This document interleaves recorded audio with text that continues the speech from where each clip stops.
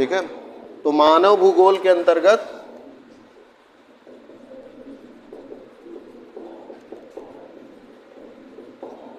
मानव भूगोल पेपर पे बात कर रहे थे, उसका फर्स्ट यूनिट बात कर रहे थे। इसमें जो हमको आज टॉपिक पढ़ना है वह यह पढ़ना है कि भारत में भौगोलिक ज्ञान का विकास कैसे हुआ है। जो लास्ट टॉपिक है इसका वह यह है कि भारत में भौगोलिक ज्ञान का विकास। ठीक है।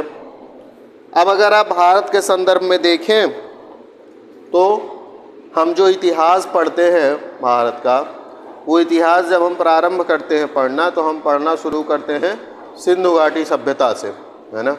मेन जो हम इतिहास पढ़ना शुरू करते हैं वो सिंधु घाटी सभ्यता से ही शुरू करते हैं। और सिंधु घाटी सभ्यता से लेकर के प्राचीन काल में बात होगी हमारी यहाँ पे कि प्राचीन काल में भारत में कैसे भौगोलिक ज्ञान का विकास हुआ है, कैसे जो है हमारे प्राचीन काल में जो भूगोल के अंतर्गत जो हमने क्या कंट्रीब्यूशंस किया है। तो उसको हम लोग कहाँ से पढ़ेंगे? सिंधु घाटी सभ्यता से पढ़ेंगे। सिंधु घाटी सभ्यता के बाद आपको पता है कौन सा समय आता है? वैदिक काल आता है। वैदिक काल के बाद कौन सा समय आता है? मौर्य काल आता है, बुद्ध काल आता है और महाकाव्य काल भी आता है ना। फिर बौद्ध काल या जैन काल, फिर उसके बाद जो आता है पुराण काल आता है। तो मेन तो इसमें पुराणों के संबंध में विशेष संबंध में लिखा है, लेकिन हमको पढ़ना है सारा, है ना। तो हम लोग क्या क्या पढ़ेंगे इसमें हम लोग पढ़ेंगे, एक टाइम लाइन लिख लेते हैं कि कौन कौन से समय में कौन सा समय रहा है और उसी में फिर हम लोग बात करते चलेंगे। तो इसमें हम लोग जो पढ़ेंगे भौगोलिक ज्ञान का विकास,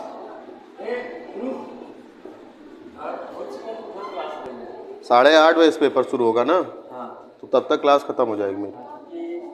हाँ। तो पहला जो समय है वह है सिंधु घाटी की सभ्यता। ठीक है। दूसरा जो समय है वह है वैदिक काल। तीसरा जो समय है वह है महाकाव्य काल। चौथा जो समय है वह है बौद्ध और जैन काल। और पांचवा जो है वह है पुराण काल। सर 8:30 बजे शुरू होगा, तब तक खत्म हो जाएगी क्लास। खत्म हो जाएगा ना? हाँ, आधे घंटे की तो क्लास। फिर दूसरे बच्चे ना आए? हाँ, नहीं, उसके बाद नहीं आएंगे। नहीं, अगल बगल पेपर है ना। तो इनका समय लिख लेते हैं। क्या है इसमें? जो समय है सिंधु घाटी सभ्यता का, है ना, जिसको पूर्व वैदिक काल भी कहते हैं। पूर्व वैदिक, अर्ली वैदिक पीरियड। इसका जो समय है वो क्या है? हर जगह थोड़ा थोड़ा वेरिएशन मिलता है, लेकिन 4000 से लेकर के 2000 BC या 2600 BC के आसपास तक माना जाता है। BC मतलब समझ रहे हैं, बिफोर क्राइस्ट। अगर आज से देखेंगे तो इसमें 2000 साल और जोड़ दीजिए, 2023, है ना। आज हम लोग किस AD में जी रहे हैं ना? ईसा बाद। ये आप समझ पा रहे हैं कि नहीं? ईसा पूर्व, ईसा बाद, किसी कन्फ्यूजन है ना? किसी को नहीं है ना? वो तो बता दीजिए, बता देंगे। वैदिक काल का जो समय है उसका समय क्या है? 1500 से लेकर के 1500 BC से लेकर के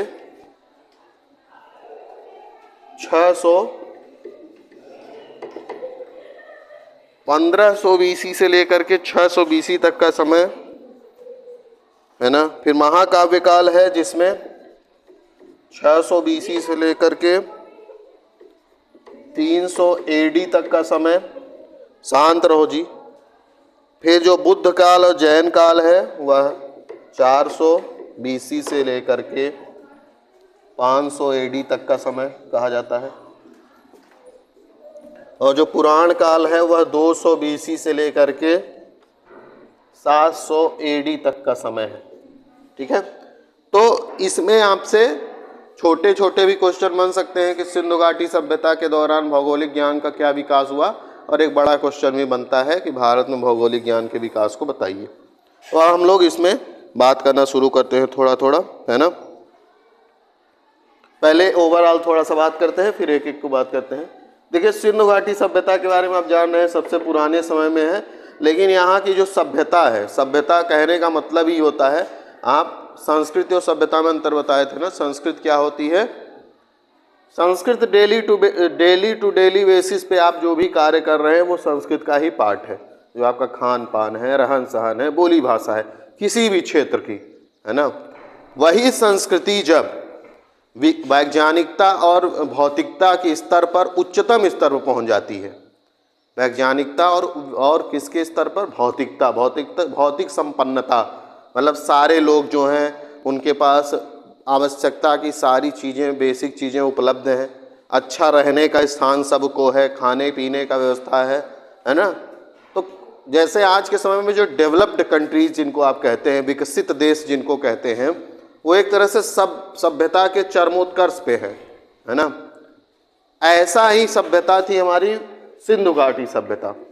सिंधु घाटी सभ्यता में क्या था, आप लोग पढ़े होंगे, है ना, कि वहाँ पे वहाँ पे नगरीय नियोजन देखने को मिलता है।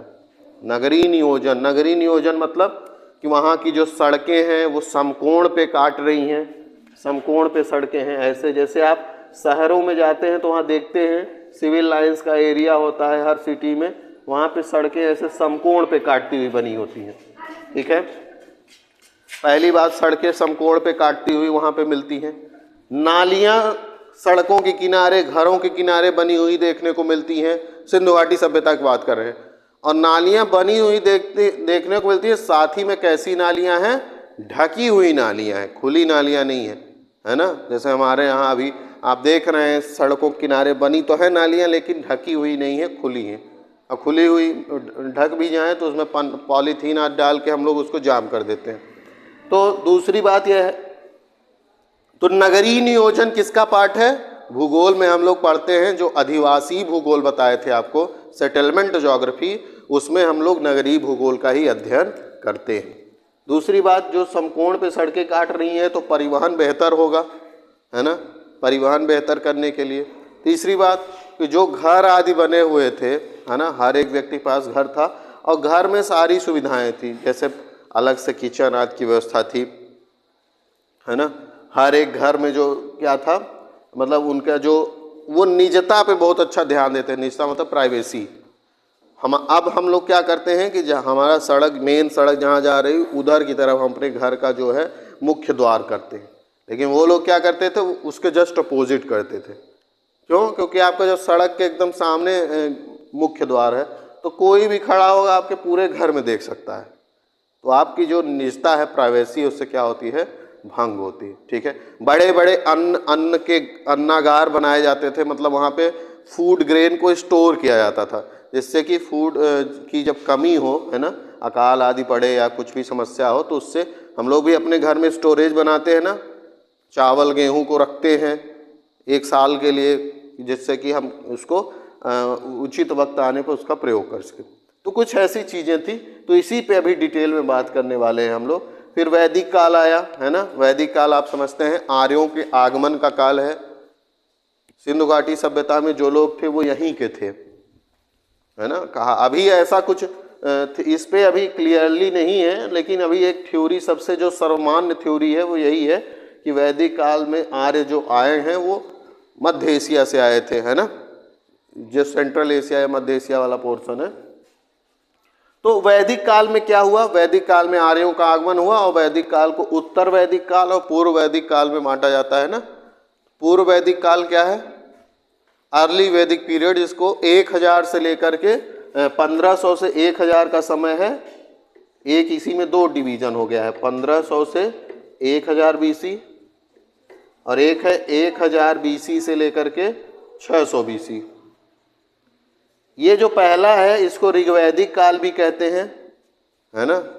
वैदिक काल कहने का मतलब ये है क्योंकि इसमें वेदों की रचना हुई है ना। 4 वेदों की रचना टोटल हुई है, इसमें से जो वैदिक काल में दो भाग किए हम लोग, क्या हुआ, एक 1500 से 1000 BC का समय है और एक 1000 से 600 का BC का समय है।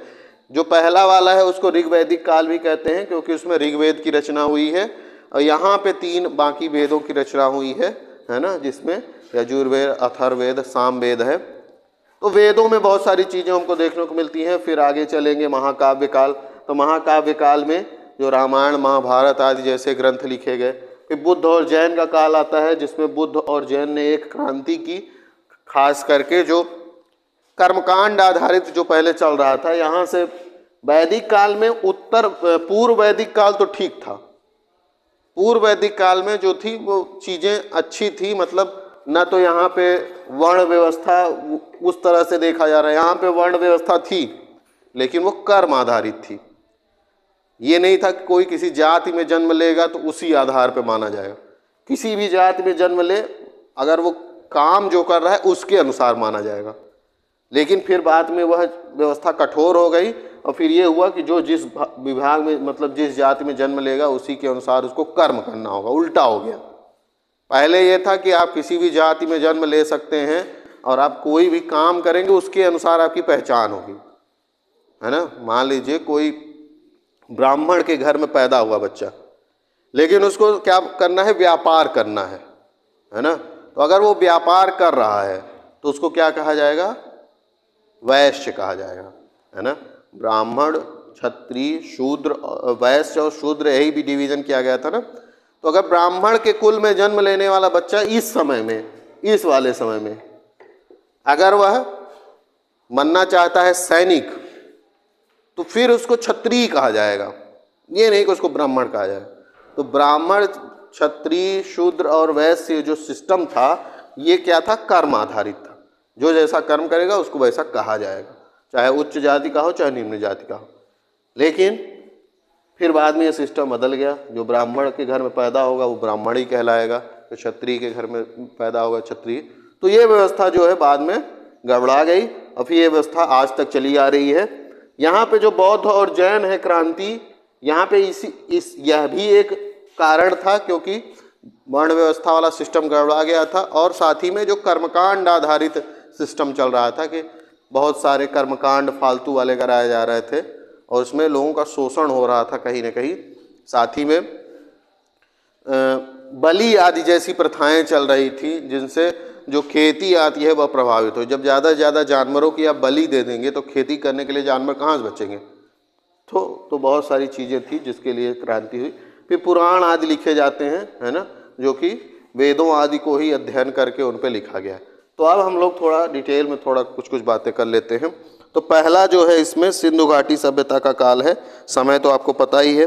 इसका जो लोकेशन है कहाँ पे है, आज के हिसाब से अगर देखेंगे तो जो भारत का कौन सा पोर्शन है,